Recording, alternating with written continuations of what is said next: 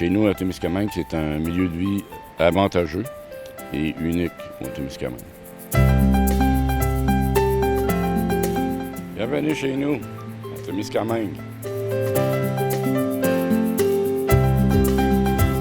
Bonjour, bienvenue à Témiscamingue. Bien, merci beaucoup, ça me fait plaisir d'être là aujourd'hui et vous allez nous faire visiter votre belle ville aujourd'hui.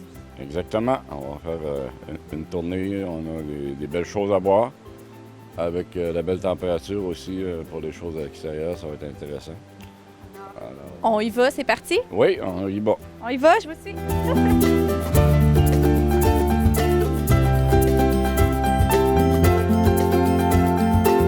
Qu'est-ce qui différencie la ville de Témiscamingue des autres municipalités au Témiscamingue?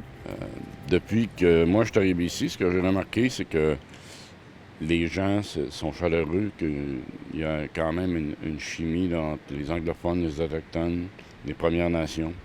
Les gens se sont toujours bien entendus. On a différentes cultures, on a plusieurs cultures, de gens qui se sont intégrés dans notre société. Alors, c'est vraiment particulier. Les gens s'entraident lorsqu'il y a des problèmes.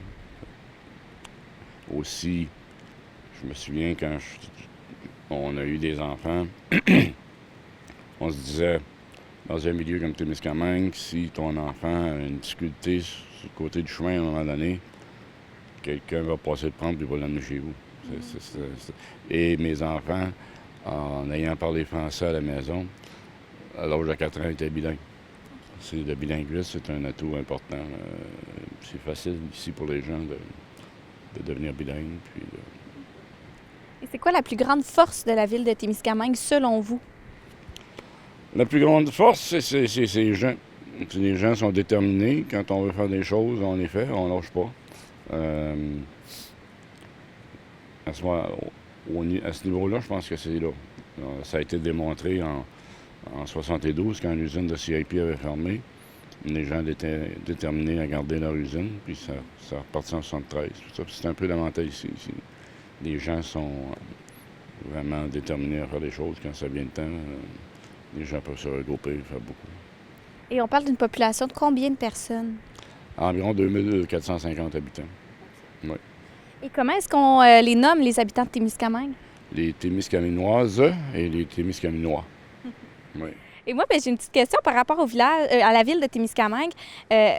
Autour de moi, quand j'étais petite, surtout, moins maintenant, mais il y a des gens qui disaient Témiscamingue au lieu de Témiscamingue. Mais c'est quoi la vraie et bonne prononciation? Ce qu'on me dit dans les anciens, c'est que c'est Témiscamingue. Je sais qu'il y a peut-être des gens, vu qu'il n'y a pas le UE à la fin, ont tendance à faire des mines, mais ça demeure Témiscamingue. Tout le monde dit Témiscamingue. Aussi, ce qu'on me dit, là, ce que j'ai entendu, auparavant, la ville de Notre-Dame-du-Nord s'appelait aussi Témiscamingue. D'où l'appellation qu'on entend encore des fois, mais moins souvent maintenant, de Témiscamingue-Sud. Parce qu'il y avait Témiscamingue-Nord au bout du lac, puis Témiscamingue-Sud à ce bout-ci du lac. Alors, c'est de là que ça vient. C'est de là que ça vient. Maintenant, Notre-Dame-du-Nord a changé son nom, fait qu'on essaye d'enlever le Sud. Et juste Témiscamingue. Oui. Même si c'est une journée comme aujourd'hui, on se croirait dans le Sud. Ah oui. Et Yves, comment est-ce que vous les décririez, les habitants de Témiscamingue? Les décrire. Mais comme je disais tantôt, c'est des gens déterminés, des gens cordiaux, accueillants. On a beaucoup de nouveaux arrivants, là, de différentes cultures qui arrivent et qui sont intégrés facilement.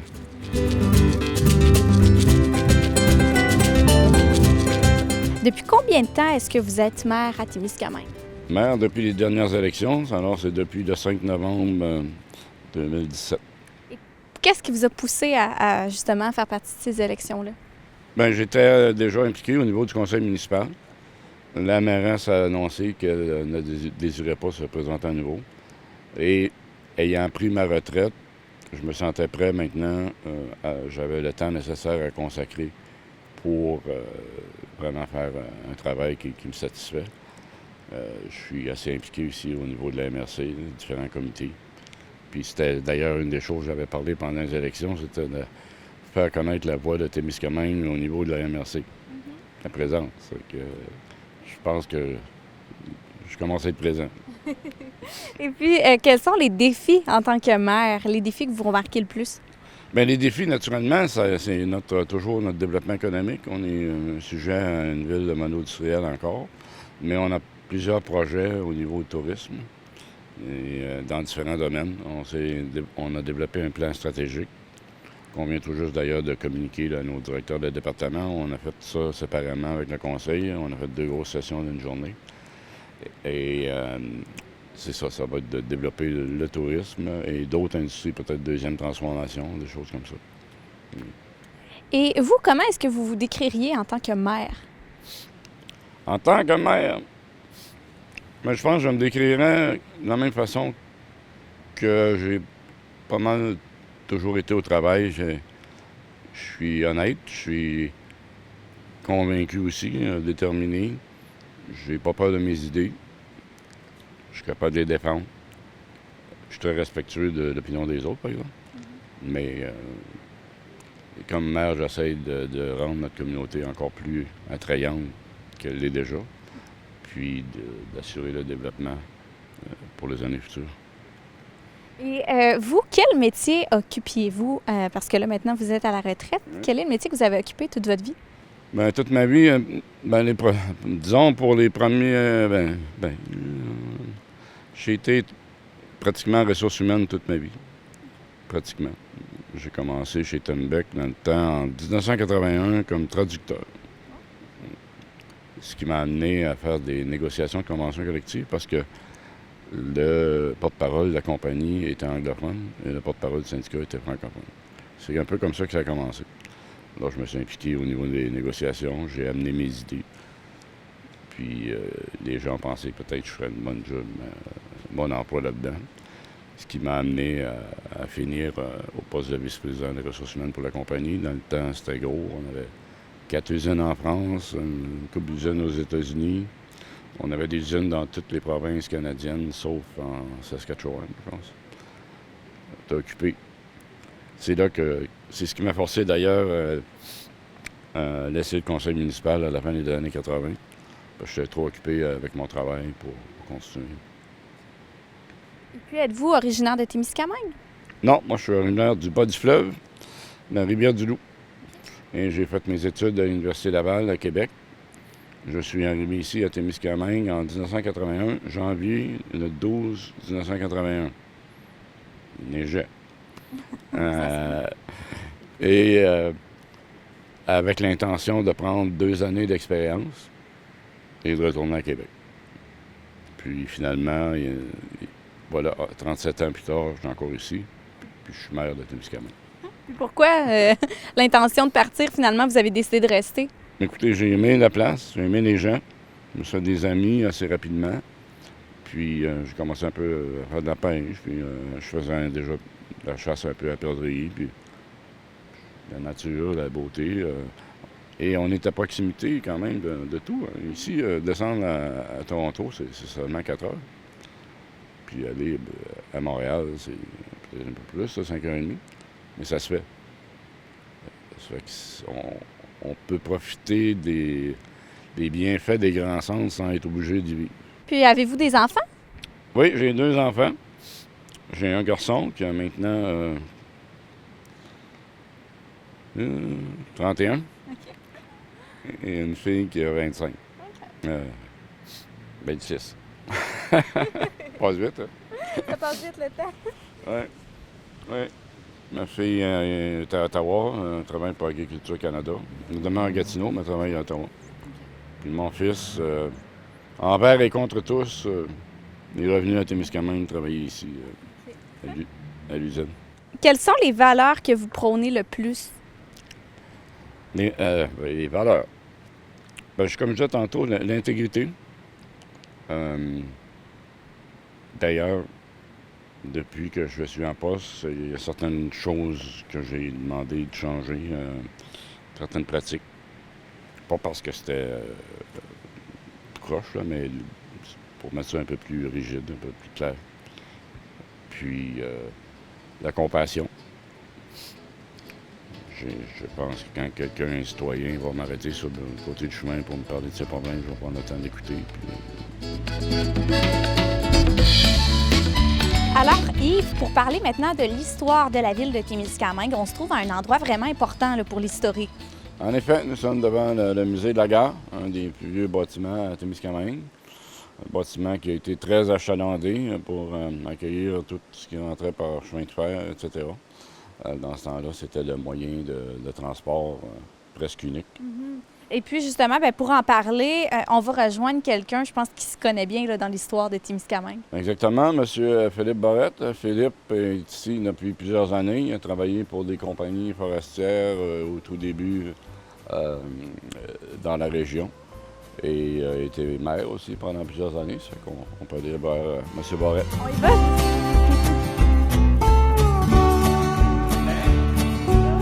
Bienvenue à Témiscamingue. Merci, enchanté. Bonjour, monsieur le maire. Ça va bien? Oui, ça va bien.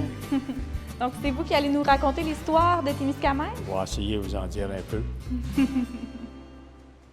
Bien, la fondation est venue avec, premièrement, ça a commencé avec le bois. Le pain était, le pain blanc c'était la ressource principale. Alors, les gens de l'Outaouais venaient ici chercher du bois, puis ils flottaient naturellement vers les scieries à Ottawa. Alors, suite à ça, Lumsden était un entrepreneur forestier qui avait décidé, lui, il a vu ce qu'il y avait l'importance.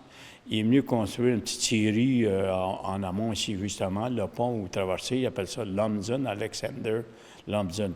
Alors ça a été les débuts. Et par la suite, vous aviez aussi la venue des journaux.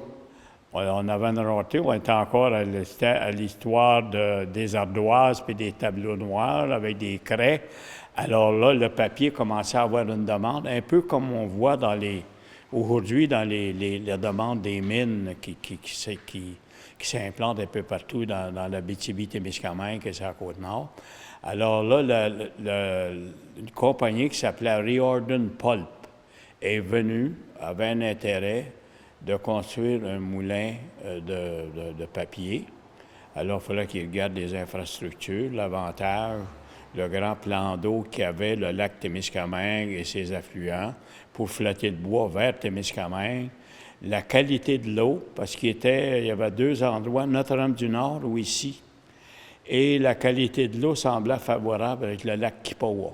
Alors, c'est là qu'ils ont décidé d'implanter. Et naturellement, en même temps, ils faisaient la construction du chemin de fer. Parce que là, le seul moyen de transport, c'était la voie navigable. Mais en même temps, ils construisaient le chemin de fer était rendu à Mattawa. Et là, il fallait qu'ils traversent la rivière des Outaouais. À Mattawa, ils ont fait un pont, ça a été dispendieux, le pont chemin de fer. Alors, ils avaient emmené le pont, en tout cas, le chemin de fer, ici, dans les années 1890, dans ces années-là. Et là, bien, la compagnie avait un intérêt, et là, bien, le gouvernement leur donnait des grands territoires forestiers. Puis là, ces compagnies-là, comme Riordan, eux autres, ils s'en venaient installer une ville. Un peu comme Lebel sur Cavillon, ils allaient installer une ville qui c'était toute financée, construite par la compagnie. Alors, ils implantaient une ville complète à leurs frais. Et c'est vers les années, la ville, réellement, a été fondée, il l'avait nommée en 1921, elle appelle ça des villes fermées, puis des villes de compagnie. Alors, ces villes-là, il y en a trois, on est unique un peu au Québec, il y en avait trois à l'époque. Il y avait Arvida, Shawinigan, puis Témiscamingue. Alors, ça, c'était... Et là, en 21, bien là, c'était tout géré par la compagnie. Ils appelaient ça, ils étaient pour appeler ça Kippawa, parce qu'il y avait le Kippawa, les autres avaient appelé ça Kippawa Mill. Pour une raison encore qu'on ne connaît pas à l'époque, là, la population avait contesté, ou puis il y avait un petit peu de politique probablement dans ça. Ils ont nommé ça Témiscamingue en 1922. Alors là, officiellement, on est fondé en 1922 comme la compagnie avec le statut de ville pour Témiscamingue approuvé par le gouvernement du Québec. Alors, les premières familles, bien, c'était dans 1888-90. Comme de raison, ces gens-là, si vous allez, il y en a un qui venait de l'île Verte, puis il allait de Trois-Pistoles, un monsieur Boucher, William Boucher, qui s'est emmené ici travailler justement pour Alexander Lumpton, et une dame qui venait de La Terrière, Saguenay, qui s'est emmenée ici par hasard, puis ils se sont rencontrés, puis ils ont eu une famille. Ça, c'était parmi les plus récents. Les familles, là, il y avait 16 enfants, puis il y en avait 8 vivants, dont un est demeuré à Témiscamingue par après, qui est mon beau-père, Émile Boucher. Il y a une rue qu'on nommée à son honneur. Il est mort à 101 ans. Alors, Boucher, les Boulianes. Ensuite, vous aviez un autre monsieur qui était capitaine de bateau. Lui, il est né à Beauchesne, Dan Burns. Bien, ce qui a marqué la ville de Témiscamingue, c'était une ville fermée. Premièrement, on était isolés. Hein. Ça a été seulement il y avait seulement que le train et la voie navigable. Quand ils ont ouvert le chemin en 1937, ils ont ouvert le chemin de l'Ontario, qui s'est emmené ici. Et là, il y avait le barrage. Alors, ils ont permis de traverser. Alors, ça, c'était débloqué. Ensuite, le Québec s'est amélioré, il y avait un peu plus d'argent. Ils ont débloqué un chemin, la route 46, le long du lac Témiscamingue. Ça a coupé un peu l'isolement. Mais auparavant, on était entièrement isolés. La seule communication qu'il y avait, c'était le télégraphe. Le télégraphe fermait à, à 6 heures le soir. Là. Puis là, il fallait attendre au lendemain matin pour avoir des nouvelles. Il y avait, entre autres, on m'avait dit qu'il y avait un monsieur, un soir, il y avait une madame qui était pour accoucher, puis il y avait des complications. La Ray Orden, qui est devenue CIP, avait une infirmière. Et l'infirmière était inquiète pour la naissance. Alors, il parlait de ça dans le village, là, tout le monde se connaissait. Alors, il y a un monsieur qui a dit, moi, un monsieur Pagé, je me rappelle tout du nom, il y a des descendants qui demeurent encore ici. Il est parti le soir, lui, là, puis avec un petit pack-sac, puis un lunch, pour aller dire au médecin. Il y avait un médecin à Mattawa. Il a marché sa voie ferrée toute la nuit pour arriver là avant 8 heures le matin pour dire au médecin d'embarquer sur le train pour venir aider la madame qui avait son... Alors, le conseil était uniquement fondé par les gens, le conseil de ville, là, était uniquement créé par la direction de l'usine, CIP. Et c'était dans les années 50 qui ont décidé, on va commencer à donner, parce que je pense que le gouvernement commençait, lui aussi, il trouvait un peu dominant. Ces 3 villes fermées-là, inquiétez-vous pas, on s'inquiète, on prend soin d'eux autres. C'est vrai, ils engageaient des enseignants, les médecins, l'aréna, tout, le magasin, tous ces autres qui recrutaient. Alors, ça a été dans les années 53, 55 que là, il a commencé, puis là, bien, les gens qui ne travaillaient pas pour CIP ne pouvaient pas rester ici. Il fallait qu'elle reste à l'écart. Puis là, c'est là qu'on s'est ramassé ce qu'on appelle des squatters. Le nom français, c'est que les gens restaient où il n'y a pas de permis, mais en tout cas. Vous avez le Petit Canada, qu'on appelle, nous autres, qui n'est pas loin ici. Puis il y en a qui ont resté sur le côté de l'Ontario, à Wise. Ces gens-là ne travaillaient pas directement pour CIP, mais ils travaillaient pour des sous-traitants. Mais CIP, il y avait leur propre règlement dans ça. C'est là qu'ils ont décidé de, graduellement, je vais leur enlever un peu de privilèges. Ces compagnies-là qui dominaient. Et c'est là qu'ils ont dit on va impliquer la population. Puis je pense que le gouvernement les forçait à impliquer la population. Et c'est là que graduellement, dans les années, j'oublie les années, là, mais c'est dans les années 63, 65 en tout cas, c'est là qu'il y a eu les premiers, le conseil qui était élu par la population. Il y avait un représentant de la compagnie, mais les autres étaient tous élus par la population. Et là, bien, ils ont commencé à gérer. Puis là, bien, faire partie un peu de la MRC du Témiscamingue. Là, ça n'a pas été tout facile. En 1900, bien, je suis natif de Lorrainville, moi. On ne va pas l'électricité. Puis on attendait de parler de ça. Ces gens-là, ici, avaient l'électricité. Puis nous autres, on était encore au petit fanal, là. Alors, tu sais, il y avait certains avantages. Mais le fait d'être isolé, mais c'était tout géré par la compagnie. Le dernier pendu au Canada, un monsieur Ernest Côté, il est venu faire un vol de banque, puis il a tiré le gérant de banque. Alors, un monsieur Heron, qui était le gérant de banque, et il était pendu. Et là, la loi est arrivée, puis c'était le dernier qui était pendu. Fait qu'on a un monsieur Ernest Côté, qui était électricien, il venait de l'Ontario, lui. Le gérant de banque demeurait en haut. Puis le monsieur, son commis a rentré avant, la sécurité n'était pas comme aujourd'hui, là. Un de ses aides est entré un peu plus avant, quelques minutes avant, 15 minutes avant. Puis lui, le monsieur Côté a suivi en arrière, puis il a dit « Donne-moi l'argent ». Et là, il a parlé fort. Le monsieur de restait en haut, au deuxième étage, a descendu. Puis là, il voulait se battre avec le monsieur, puis le monsieur l'a tiré dans le front. Je vous remercie beaucoup, M. Barrette, pour nous avoir raconté l'histoire de Témiscamingue, vraiment autant en détail. Là. Un gros merci. OK, ça me fait plaisir. Yves, on se trouve présentement au premier attrait touristique que vous nous faites visiter, le musée de la gare. Ouais.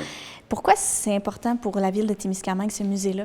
Bien, c'est important parce que, surtout depuis les dernières années, je devrais dire, c'est plus ouvert aux gens. Et c'est pas seulement en relation avec la gare comme telle. Si vous faites le tour, vous pouvez voir l'histoire de Témiscamingue aussi, les origines. Il y a une exposition permanente sur... D'ailleurs, ici à notre droite, on a le plan original de la ville. On est une des seules villes qui avait été dessinée par un urbanisme. C'est M. Thomas Adams qui avait été demandé par la compagnie dans le temps, Raritan Pulp and Paper, de faire le design de la ville. Et ça a été prévu en fonction de ça. On parle même d'un parc. Il y avait déjà prévu où allaient être tous les endroits, en fonction naturellement du dénivellement de la ville, etc. Donc, le musée de la gare, en premier lieu, on a une exposition permanente qui démontre justement l'historique de la gare, bien sûr, mais aussi de la ville. Donc, tout ce que M. Barrette, tout ce dont il vous a parlé, se trouve dans notre exposition permanente présentement. Puis, à l'étage où on se trouve maintenant, on a une exposition temporaire qui change chaque année. Donc, cette année, ce qu'on retrouve, c'est une exposition qui était faite à partir des archives de notre journal local, Le Contact, qui a fermé ses portes malheureusement l'an passé et qui pourra voyager là, au travers du Témiscamingue par la suite. Puis, c'est ça, chaque année, on a une exposition différente. Depuis quelques années, on en fait une aussi l'hiver. Donc, on la change 2 fois par année. La salle ici, c'est une salle multidisciplinaire, donc on peut offrir des cours d'art, des ateliers de yoga, il y a des petites soirées peinture et vin qui sont très populaires. On a des spectacles de musique, d'humour, d'improvisation. Ça, c'est nouveau aussi il y a quelques années. Une autre nouveauté qu'on a cette année aussi, on a ouvert un café au musée. Donc, on a aussi le kiosque touristique, puis dans l'espace kiosque, on a ouvert notre café qu'on a appelé le café Irwin en l'honneur de notre chef de gare qui a été ici pendant 41 ans. Donc, on y sert des espressos, cappuccino, tout ça. On a eu des ateliers de cuisine aussi dans notre café. Donc, c'est ça. Dans le fond, depuis que je suis en poste, ça fait ma 3e été là, que je suis ici.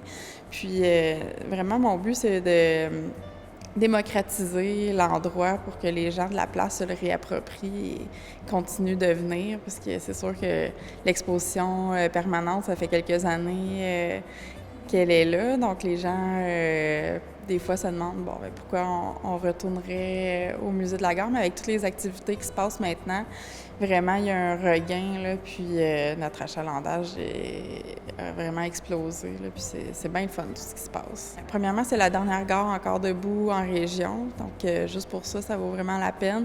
On vient d'avoir une super subvention pour tout restaurer, le bâtiment est super belle. Puis ça a été un lieu qui a vraiment joué un rôle majeur dans le développement de Témiscamingue. Encore une fois, comme vous parlez, M. Barrette, là, il y avait Témiscamingue, c'était une ville fermée, donc il n'y avait pas de moyens de communication vraiment avec l'extérieur, à part la voie navigable et le chemin de fer. Donc, tout arrivait par le train, pas seulement les gens, mais la marchandise.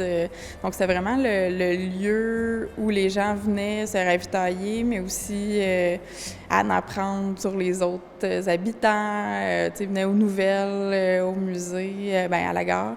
Et on fête d'ailleurs notre 90e cet été. Donc, la gare a été inaugurée en 1928.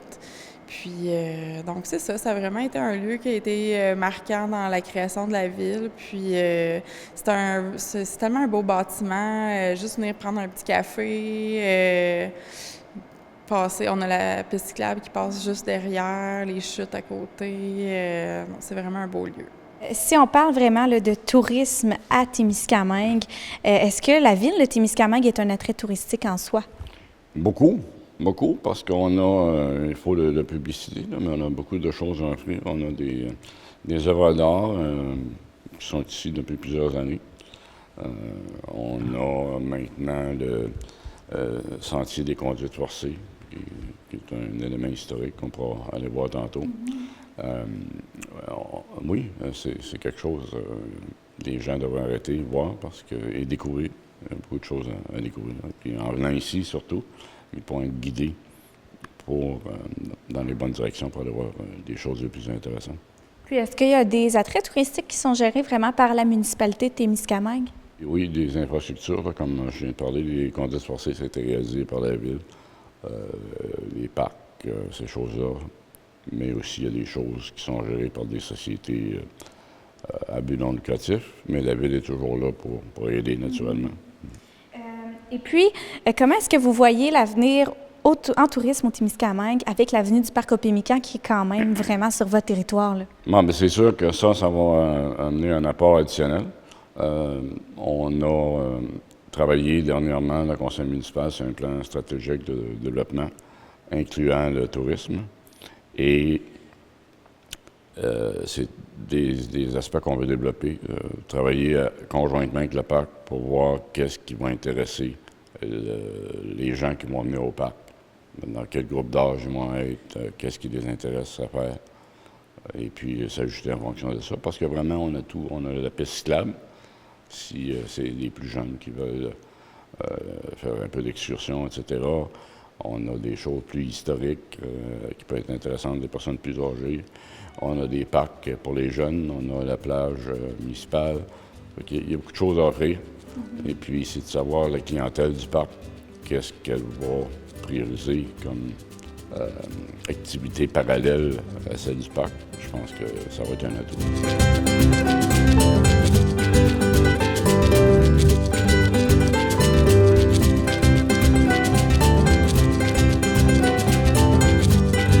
On est maintenant au Sentier des conduites forcées, qui est le deuxième attrait touristique que vous nous présentez à Témiscamingue. Tout d'abord, cet attrait-là consiste en quoi? C'est quoi cet attrait-là? OK, cet attrait-là, c'est que les anciennes... il y avait une centrale électrique sur le bord du lac Témiscamingue. Et l'eau était amenée du lac au Brochet, passe à travers la ville, dans un gros tuyau qu'on appelait les conduites forcées. Alors, ce qu'on a pensé de faire, c'est de refaire ce tracé-là du tuyau qui a été enlevé maintenant, mais de refaire le tracé pour se rendre au bâtiment que vous allez voir en bas, là, qui est l'ancienne Gatineau Power. Et là, ce sentier-là n'est pas encore officiellement ouvert, ça va venir sous peu, mais pour inviter les gens là, à venir profiter de cet attrait-là, qu'est-ce que vous leur diriez? Bien, écoutez, on va mettre de la signalisation en place éventuellement, mais la meilleure façon, c'est probablement de le faire à partir d'en bas en montant pour arriver ici. Mais la phase 3 va être terminée cette année.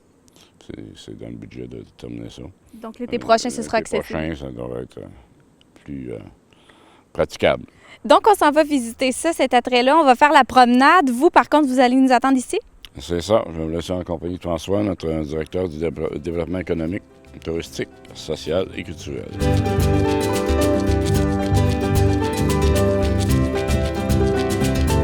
Présentement, nous sommes au circuit des conduites forcées, c'est-à-dire les anciens grands tuyaux géants qui conduisaient l'eau depuis le barrage jusqu'à la centrale électrique. C'est ce qui produisait l'électricité pour la ville de Témiscamingue et pour son usine.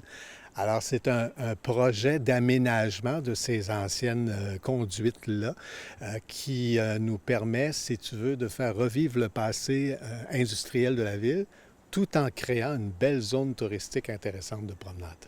En 2012, dans les projets que la ville de Témiscamingue regardait, commençait à penser à développer le tourisme en même temps, l'agent de développement économique, Samir Boumerzoug, est arrivé avec une initiative, un projet qui était donc de restaurer ces conduites forcées, ces immenses tuyaux, pour en faire justement une valorisation du patrimoine industriel, mais en même temps en disant, regardez, on va pouvoir faire une longue promenade avec ce projet-là qui pourrait compléter notre piste cyclable déjà existante à Témiscamingue. Donc, avec des recherches avec la Société d'histoire du Témiscamingue, avec l'embauche d'une firme d'architectes, la firme Pram, ils ont bâti un projet qui était à la fois solide, durable, esthétiquement beau et qui donc revalorisait ce potentiel-là qu'il y avait à Témiscamingue. Donc, c'est né en 2012.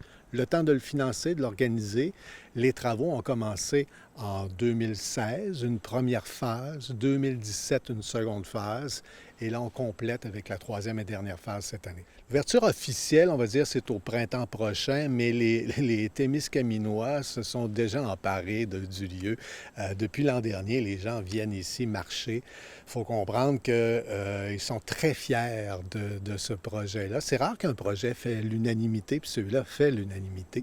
Les gens sont contents de voir qu'on a pensé à la ville de Témiscamingue à justement maintenir, revaloriser ce patrimoine historique-là, puis en même temps créer un beau lieu en nature. On sait, tous les Témiscamiens aiment la nature, puis c'est pas différent ici à Témiscamingue. Donc, ce bout-là, cette promenade-là, bien, elle s'ajoute à notre circuit de pistes cyclables, ce qui fait que tu peux faire à pied, vu la densité de population qui n'est pas trop élevée, on peut aller marcher sur la piste cyclable sans problème. Tu peux faire un 5 km le long de 2 lacs, presque toujours en forêt, de façon très agréable.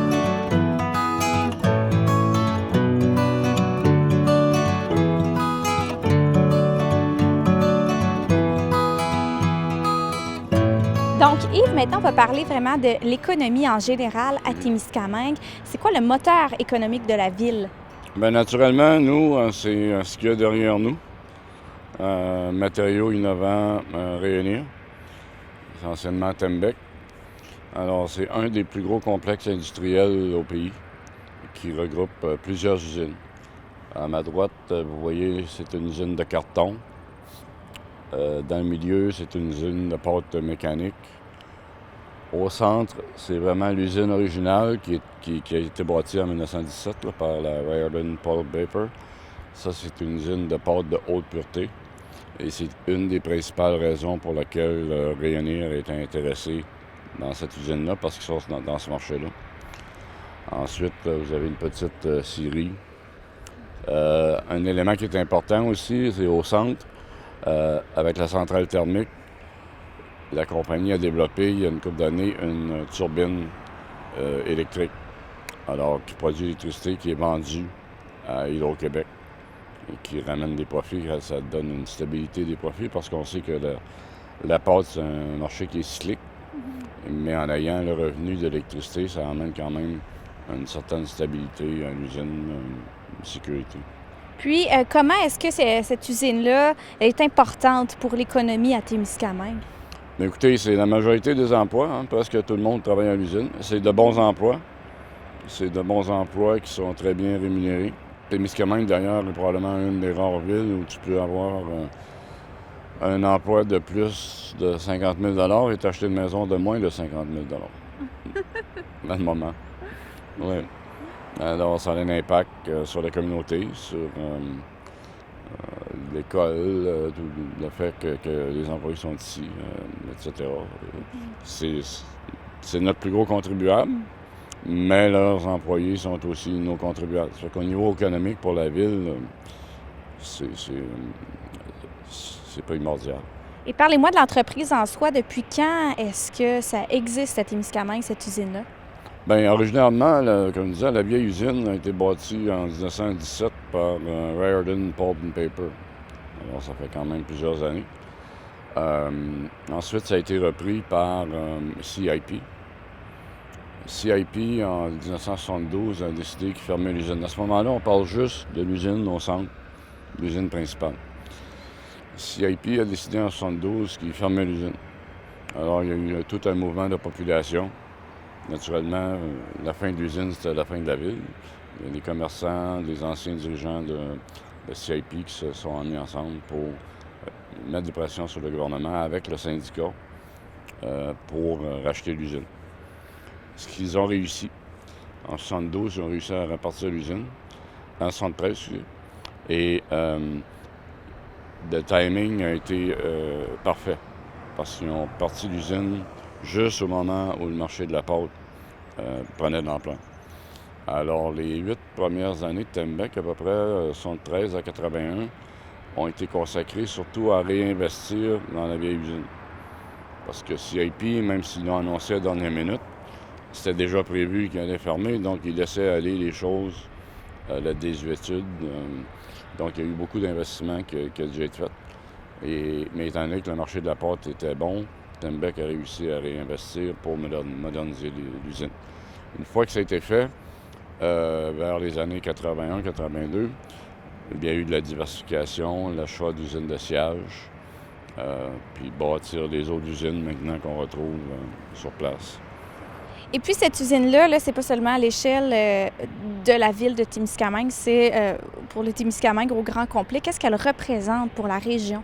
OK, mais ça a des retombées économiques considérables pour, si on commence à la source par les matières premières, les opérations forestières. On a la compagnie a une série à Béarn aussi, et à La Sarre.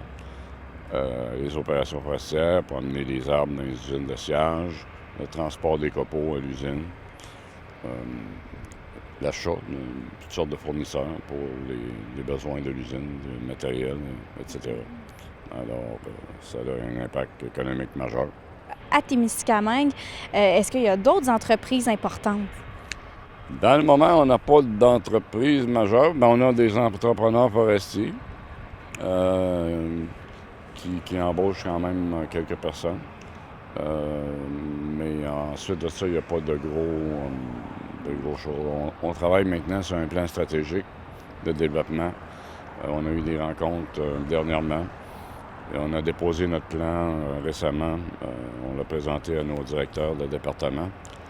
Et on veut chercher une usine de deuxième transformation. Quelque chose qui viendrait en complément à ce qu'il y a déjà.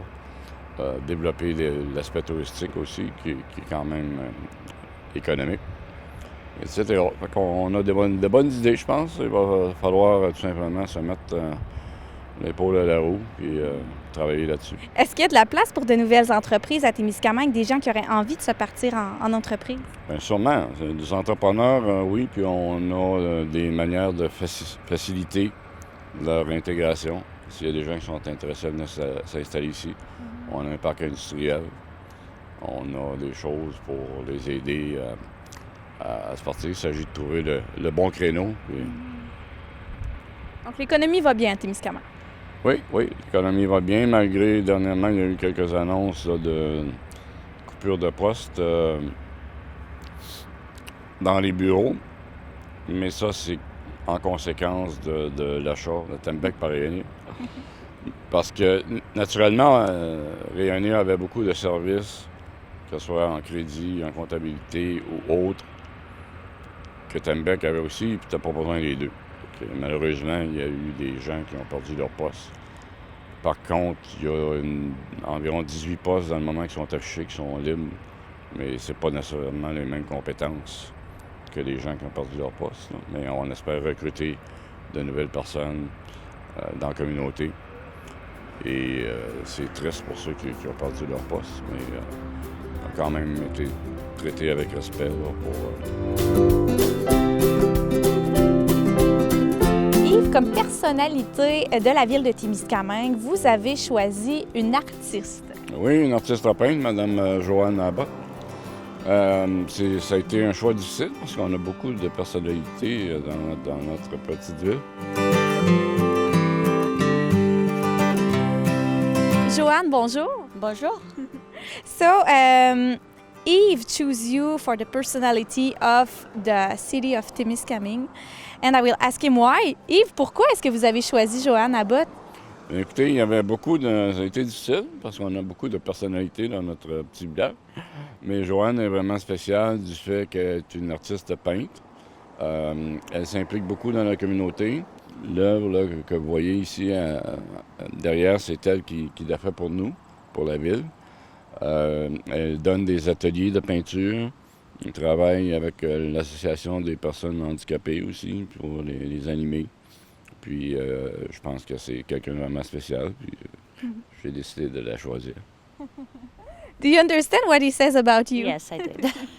So, Joanne, I want to know, who is Joanne Abbott? Can you describe yourself? So I've lived in Témiscamingue for 18 years. I started art when I had my young children, but I resumed art in 2012, and I started painting on my own, but then started teaching classes to young children and adults, and I started getting involved in art therapy. And so I took a course in art therapy through Toronto Art Therapy Institute, and through that I started working more in the community, so working with the Handicap Association and working with Place au Soleil and also L'Envol and also some seniors. So I have 4 children. I am busy as a mom. I used to be a physiotherapist, but now I'm focused on art now. Yves told me that you won a lot of prizes. Can you tell me about it? My first prize was when I lived in Alberta, when I started drawing, and I won a prize, a second prize for a color pencil piece of art I did of a young child. So that was the first one, which was pretty exciting. And then when I resumed art in 2012, I joined the Federation of Canadian Artists. And through that, I was juried into numerous shows with different artworks, some art in acrylic and some in color pencil. I do both those mediums. And I had one of my pieces of art. It was a painting of the Ottawa River, so right near Thorne. And it was chosen as the cover for their calendar for 2018, which was pretty exciting.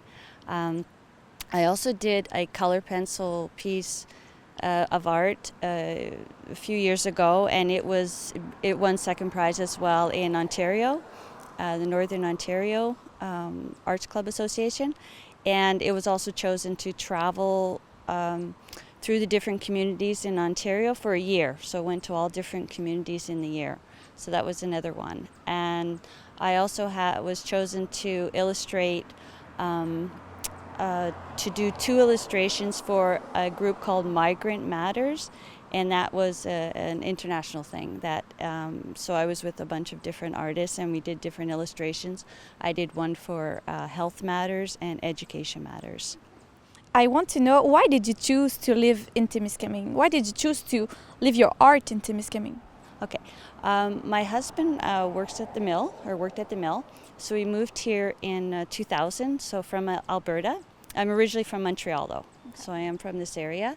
And we chose for his job, but we love the nature here. We love the community. We love smaller towns. We love everything about it. And then the art, I'm always inspired by the art around here, the nature, and my backyard is it's just a beautiful area to live. Yeah. Et puis Yves, qu'est-ce que ça représente pour Témiscamingue d'avoir une artiste aussi importante, si on veut? Mais écoutez, c'est spécial, surtout comme Joanne mentionnait, au niveau de la thérapie par l'art aussi. C'est pas dans tous les villages qu'on retrouve ça. Et pour nous, c'est spécial. Les gens la reconnaissent beaucoup. C'est une personne qui est reconnue par tous les citoyens. Et je pensais que c'était important là, de le souligner. En effet, ben merci beaucoup. Thank you very much.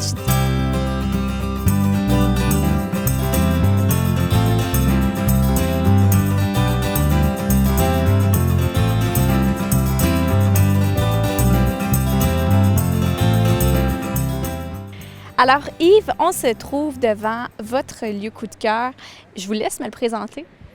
Eh bien, c'est notre centre culturel et sportif à Témiscamingue. C'est mon coup de cœur parce que c'est un endroit qui regroupe beaucoup de services qui servent à toute notre population. Que ce soit autant les enfants, au niveau de la piscine, l'aréna, le patinage, etc. Les adultes aussi, la piscine, la salle de spectacle, le club de curling. Tout est regroupé maintenant dans un édifice, incluant même l'hôtel de ville. Notre hôtel de ville est ici, ce qui nous épargne des coûts d'avoir un bâtiment additionnel ailleurs. Alors, pour tout ça, je pense que c'est particulier pour un village de 2450 habitants d'avoir une installation, des installations comme celle-là. Et puis, vous me parliez, là, hors honte, que vous vous souvenez, en fait, du moment où est-ce que ça a été bâti, là, tout ça, là? Oui, bien écoutez, ça a été bâti il y a plusieurs années, mais un des moments clés a été lorsque, au gouvernement du Québec, pour la subvention, le gouvernement Bourassa nous a informé que c'est Claude Ryan qui allait prendre la décision finale. Alors, il a fallu se rendre, j'étais conseiller au loisir dans le temps, sur le conseil municipal. Il a fallu se rendre rencontrer à Montréal et le convaincre que c'était une bonne chose d'investir. C'est quand même un bon montant d'argent là, dans notre petite communauté. Dans le temps, on parlait du développement de l'usine qui s'est fait. Il y a eu d'autres usines qui se sont ajoutées. On parlait de l'accroissement de notre population. Puis c'est demain qu'on a réussi à vendre ça. Et puis, ce lieu-là, là, pour les habitants de Témiscamingue, qu'est-ce que ça représente? Bien, c'est un sentiment d'appartenance, je crois, parce que les gens viennent ici, apprécient, que ce soit, on a une équipe de hockey junior, on a le club l'Âge d'or qui est installé ici, la piscine, le squash, la salle d'exercice. Tout ça mis ensemble, la salle de spectacle. Les gens viennent au spectacle tout au long de l'année. Les jeunes peuvent l'utiliser aussi, la salle de spectacle, pour les spectacles de danse de fin d'année. L'école GT-Berge l'utilise. C'est quelque chose vraiment qui est unique, je crois, puis qui sert à tout le monde. C'est ça que je trouve particulier à notre petit coin de pays.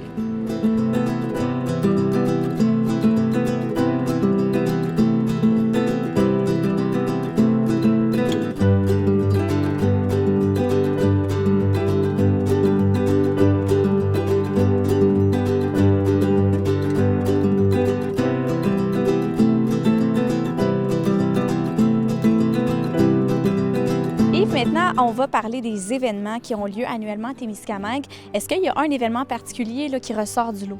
Bien, il y a un événement majeur qui existe depuis 2013. C'est le demi-marathon qui attire beaucoup de gens. Et ça se passe pratiquement ici. La ligne de départ est là, la ligne d'arrivée. Le circuit est fait autour de la ville. Et ça a beaucoup de succès. Ça attire beaucoup de gens de l'extérieur parce que ce marathon-là permet de qualifier pour d'autres marathons aussi. Là, il y a une question à savoir, les gens qui l'organisaient se posent la question s'ils vont continuer. Ils sont épuisés un peu, là. C'était des bénévoles. Alors, il est possible que la ville s'implique pour donner un coup de main et essayer de réorganiser ça. On ne veut pas le perdre. Je pense que c'était vraiment quelque chose d'intéressant. Au niveau, on donne souvent des messages de santé, etc. C'est un bon exemple pour les jeunes. Il y en a même des jeunes qui font le parcours. Alors, on espère qu'on pourra sauver ça. Pour le reste, bien naturellement, il y a des événements. On voit un peu la scène derrière. Alors, la Saint-Jean-Baptiste ou la Fête du Canada, ces choses-là, on organise toujours il y a toujours des orchestres, de l'animation. Pour les enfants aussi, des choses. On a ce qu'il y a de permanent comme c'est là, mais on fait amener aussi des jeux gonflables, puis des choses comme ça. Puis, fait que c'est assez occupé.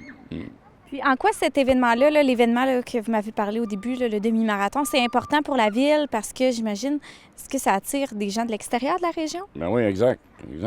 Comme je disais tantôt, c'est un marathon qui te permet de te qualifier pour aller ailleurs. Fait que s'il y a des gens qui sont à l'extérieur de Témiscamingue, naturellement, on n'a pas tant que ça de Témiscamingue, mais qui veulent se qualifier pour aller, je sais pas, à un autre marathon à Montréal, ou ils peuvent venir ici pour faire les qualifications. Comment ça collabore à la vitalité de Témiscamingue? Bien, c'est beaucoup de gens qui viennent de l'extérieur. Donc, au niveau des restaurants, les hôtels, ces choses-là. Plus, comme je disais tantôt, c'est un bel exemple là, pour la santé physique. Puis, c'est vraiment quelque chose de bien, puis on veut continuer. On va souhaiter que ça se préserve. Oui, exact. Oui. Oui. Dans le cadre de la planification stratégique, le Témiscamingue souhaite accueillir d'ici 2022 plus de 500 nouveaux arrivants. Est-ce que ce serait un but à Témiscamingue d'accueillir des nouveaux arrivants? Oui, nous, ce qu'on a mis dans notre plan stratégique, c'était 30 familles d'ici en 2023. Okay. Alors, oui, on va travailler là-dessus.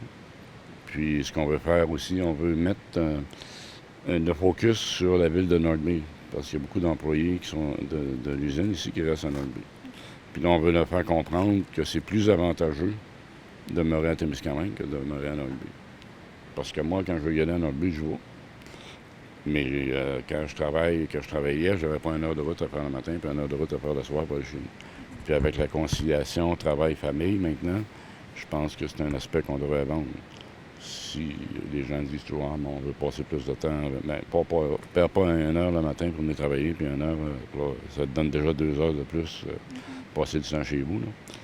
Et aussi de leur faire vendre, leur vendre, c'est-à-dire le fait qu'économiquement, on a fait une étude, puis c'est plus économique de vivre à Témiscamingue qu'à Northbay. Okay. Oui, ils ont des taxes, le coût des maisons, etc. Il y a plusieurs domaines là, qu'on est en train d'identifier. On va monter un dossier là-dessus, puis se mettre un plan d'action pour communiquer ça, peut-être à travers la compagnie ici pour débuter, pour ceux qui sont déjà à Northbay. Puis après ça, on pourra l'étendre. Je pense que ça va être notre population cible.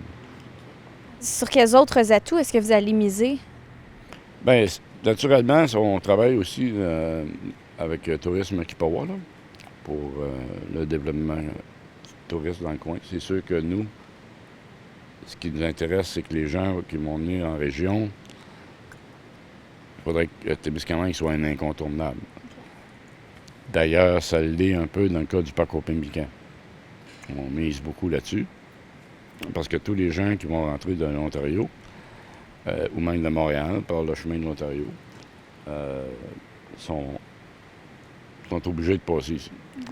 Un problème qu'on a dans le moment, c'est la voie de contournement qui peut-être incite les gens à faire le tour plus rapidement. Ouais. Mais est-ce qu'on me dit cet été, même si c'est seulement le secteur sud du parc au Pimlican qui est ouvert, à Laniel, les commerçants me disent qu'ils voient beaucoup plus de passants puis de gens qui arrêtent de prendre un repas ou passer une nuit. Alors, c'est quelque chose sur laquelle on va définitivement miser. De quelle manière, ici à Témiscamingue, est-ce que vous accueillez les nouveaux arrivants? De quelle manière? C'est qu'on les rencontre. On fait une rencontre, habituellement avec notre directeur de développement économique, pour, premièrement, on les offre des billets de spectacle. Et ensuite, moi, je les rencontre pour les accueillir, souhaiter la bienvenue, je leur donne ma carte d'affaires. On leur donne une petite clé USB avec beaucoup d'informations dessus, les services, etc. Des petits films qui ont été faits là, sur Témiscamingue environ. Et on les encourage à communiquer avec nous s'ils ont des problèmes ou s'ils ont des choses. D'ailleurs, il y a une de nos nouvelles arrivantes qui est originaire de l'Iran. Elle vient elle est arrivée de Montréal. Son conjoint est ingénieur, travaille à l'usine. Mais elle est originaire de l'Iran, restée à Téhéran. J'ai dit, on a déjà 2 choses en commun. Téhéran, Témiscamingue, les 2 premières lettres sont les mêmes. Sauf Téhéran, c'est probablement un peu plus grand. Mais déjà, c'est intégré. La garderie, c'est un bon atout pour nous aussi. Elle a 2 enfants, donc le fait qu'il y ait des services de garderie, etc., c'est important. Et elle s'est, à la dernière réunion annuelle du comité de la gare, elle s'est présentée au conseil d'administration déjà. Oui. Ça fait même pas 1 an qu'elle est arrivée, là, mais déjà impliquée dans la communauté. Donc, j'imagine que les gens, quand ils arrivent ici, ils doivent se sentir accueillis. Là. Oui, oui. Même vous avez vu aussi Mme Abbott, qui vient de l'Alberta, qui s'est intégrée dans la communauté, qui a fait beaucoup. Puis là, on a beaucoup de gens qui viennent ici, puis ils se sentent bien accueillis, bien intégrés. Il n'y a jamais eu de discrimination en Témiscamingue que je me souvienne, parce que moi, je faisais de l'embauche chez Tembec au tout début, en ressources humaines. Puis que ce soit anglophone, francophone, Première Nation, ou même les femmes, à un certain moment donné. Il faudrait peut-être que je vous conte cette histoire-là. Ouais. Si vous voulez des anecdotes. On a été la première papetière au Canada à embaucher des femmes. OK. Et la raison pour laquelle, c'est que les gens disaient « Ah, vous n'embauchez pas de femmes, vous n'embauchez pas de femmes. » On n'avait pas de demande. Les gens ne venaient pas porter leur application, si vous voulez, leur demande d'emploi. Mais ce qui est arrivé une année, il y a une étudiante, parce qu'on engageait des étudiants l'été, il y a une étudiante qui, à la fin de l'été, après avoir fait de travail pendant tout l'été, a dit « Ah, ça ne me tente pas de retourner à l'école, j'aimerais appliquer pour une position permanente. » C'est comme ça que ça a commencé. Puis on ne pourra pas dire non, parce qu'elle avait fait tout ce qu'il fallait. Elle connaissait les emplois, puis même les emplois les plus physiques. Là. Et ça l'a amorcé un mouvement où, là, les autres femmes en ville ont dit « Bien, si elle est capable de faire ça, moi aussi, tu sais, pas meilleure que moi. » Puis là, ça a commencé à rentrer.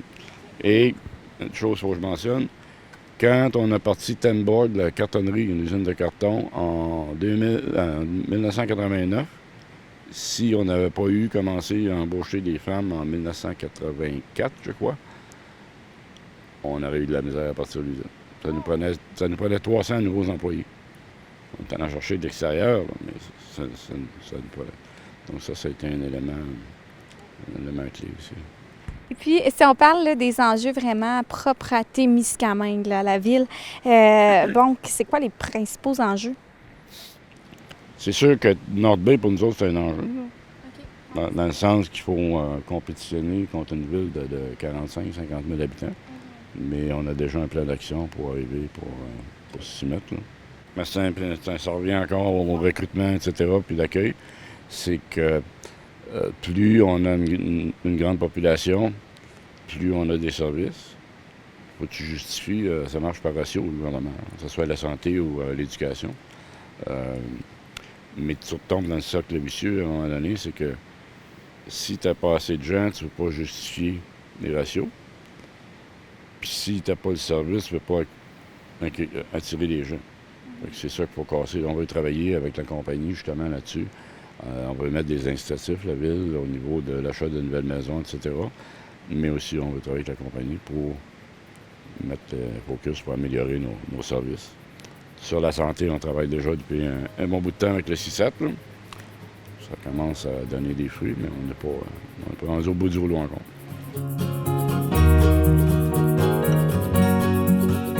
Si on parle maintenant des projets futurs, c'est quoi les projets que vous entrevoyez de faire pour dans la prochaine année, dans les... Bien, le projet majeur, c'est le projet Onimiki, qui est conjointement avec la MRC des 2 Premières Nations. C'est plus ou moins ce que vous avez visité au niveau des conduites forcées. On veut un peu reproduire la même centrale hydroélectrique mais avec un tunnel. Il n'y aura pas un tuyau qui va passer, ça va être un tunnel qui va passer sous terre, qui va amener l'eau à une bâtisse qui va être bâtie tout près de celle qui existe dans le moment, mais une bâtisse neuve avec une turbine électrique. La turbine électrique va être là de 37 MW. Il va aussi avoir une petite turbine de 5 MW sur le lac T. Alors, on ferait la production de 42 MW d'électricité. Ça, c'est conjointement avec la MRC puis les Premières Nations. Mais naturellement, la ville de Témiscamingue étant affectée beaucoup par le projet, va recevoir des redevances en conséquence. Ça, c'est le projet majeur sur lequel on travaille le plus dans le moment. Le reste, c'est sûr qu'on a des projets touristiques, on a des projets, on s'est promené dans les rues un peu aujourd'hui, vous avez vu, on a des projets d'infrastructure, d'améliorer nos rues. Mais il faut y aller selon nos moyens aussi. Là. Comment est-ce que ces projets-là vont demander votre implication à vous en tant que maire? Bien, je suis très impliqué dans le moment.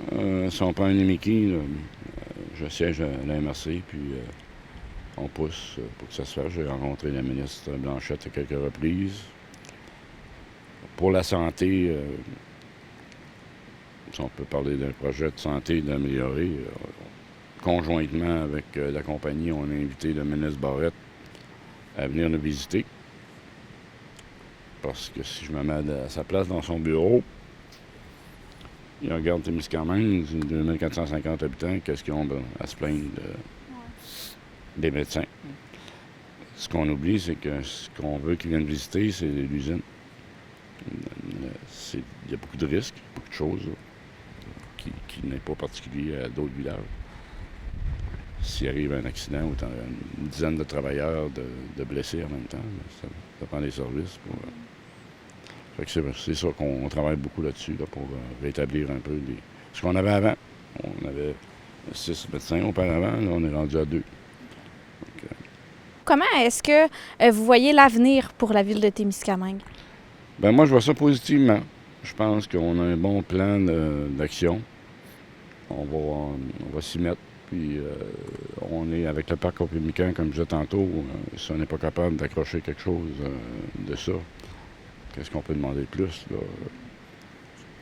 C'est quoi votre plus grand souhait pour votre ville? Le plus grand souhait? Mon Dieu. C'est que ça continue positivement, toujours dans le bon sens, que les gens continuent d'être chaleureux, de bien s'accorder ensemble. Je pense que c'est ça qui est le plus beau, c'est ça qui nous caractérise le plus. Les gens, quand ils se rencontrent, se saluent, se parlent.